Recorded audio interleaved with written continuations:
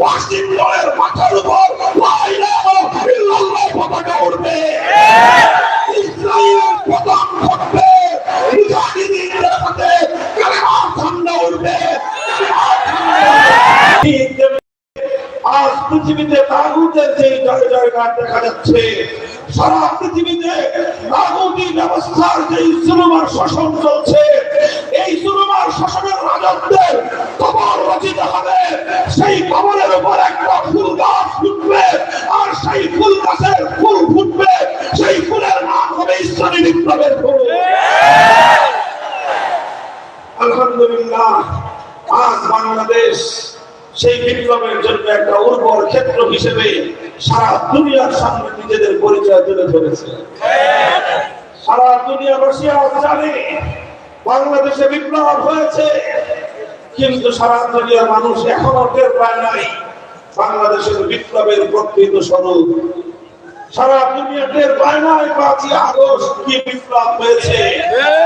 অনেকে শুধু মনে করে এটা শুধুমাত্র ছাত্রদের কোটা বিরোধী বিপ্লব, অনেকে মনে করে এটা শুধুমাত্র জুলুমের বিরুদ্ধে, অন্যায়ের বিরুদ্ধে প্রতিবাদী মানুষের বিপ্লব, অনেকে মনে করে এই বিপ্লব ছিল শুধুমাত্র বৈষম্যহীন সমাজ গড়বার বিপ্লব।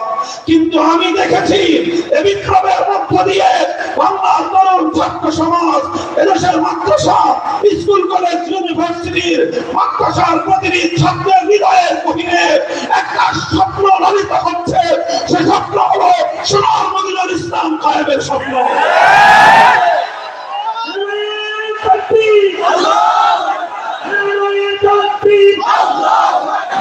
ইসলামের শত্রুরা হুঁশিয়ার সাবধান, ইসলামের শত্রুরা হুঁশিয়ার সাবধান। মুহতারাম হাজিরিন, কথা দীর্ঘ করব না।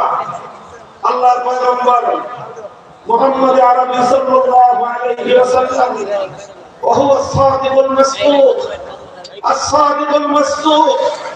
আসমান পায়ের নিচে আসতে পারে, জমিন মাথার উপরে উঠতে পারে, সূর্য পশ্চিম দিগন্তে উদিত হতে পারে, পূর্ব দিগন্তে অস্তমিত হতে পারে, আমার নবীর দুই ঠোঁট দিয়ে উচ্চারিত কোনো কথা মিথ্যা হতে পারে না।